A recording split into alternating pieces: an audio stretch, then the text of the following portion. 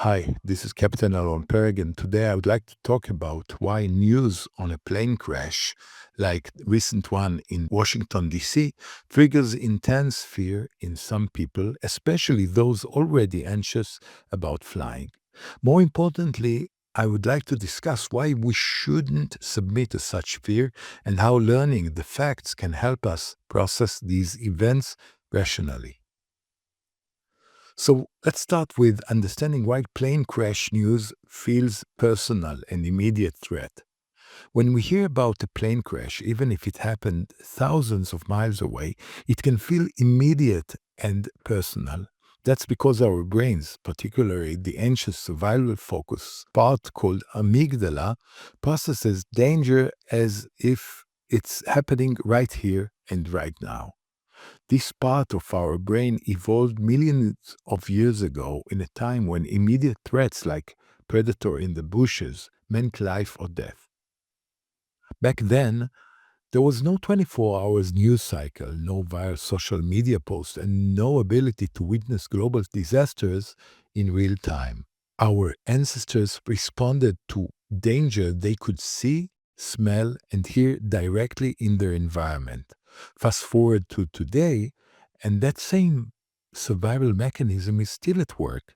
When we see a plane crash on the news, our brain does not differentiate between an event that happened across the country and immediate threat in our own lives.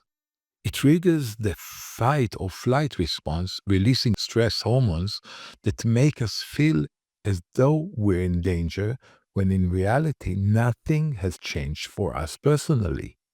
So now that we understood how our brain responds automatically to news as if they are a real threat, let's talk about the media's role in amplifying that fear.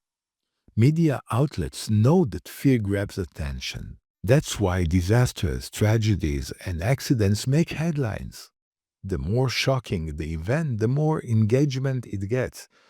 This isn't to say that reporting on tragedies is inherently bad. It's important to stay informed, but for fearful flyers, consuming plane crash news can reinforce an irrational fear.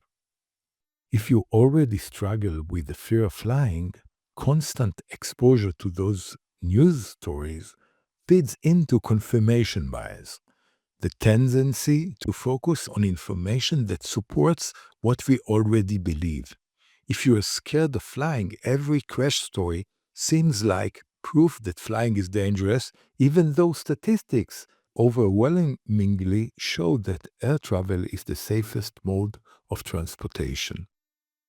Understanding all of this, how our brain automatically processes such news and how the media is pushing these news to us, let's talk about the importance of learning the facts, because this is the factor that balances all these news. So, what can we do? First, educate yourself with facts. Plane crashes, while tragic, are extremely rare. Statistically, flying is much safer than driving. Every day, tens of thousands of flights take off and land without issue, but those don't make the news. To take control of your fear, I highly recommend downloading the Simplify app, which provides clear, expert backed explanation about aviation and flight safety.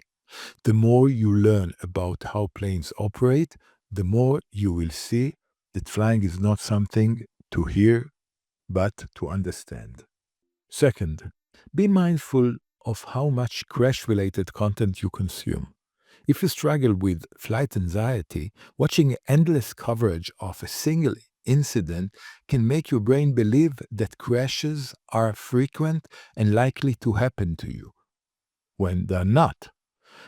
Finally, practice grounding techniques. If you find yourself panicking over news of a crash, take a step back, breathe, remind yourself that you're safe, recognize that your brain is reacting based on ancient instincts that don't serve you in this modern context.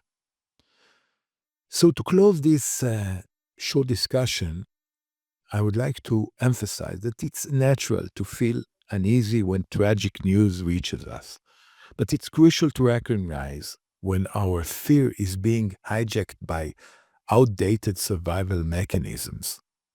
Learning the facts and educating yourself about aviation can help you take control, reframe your perspective, and live without unnecessary anxiety.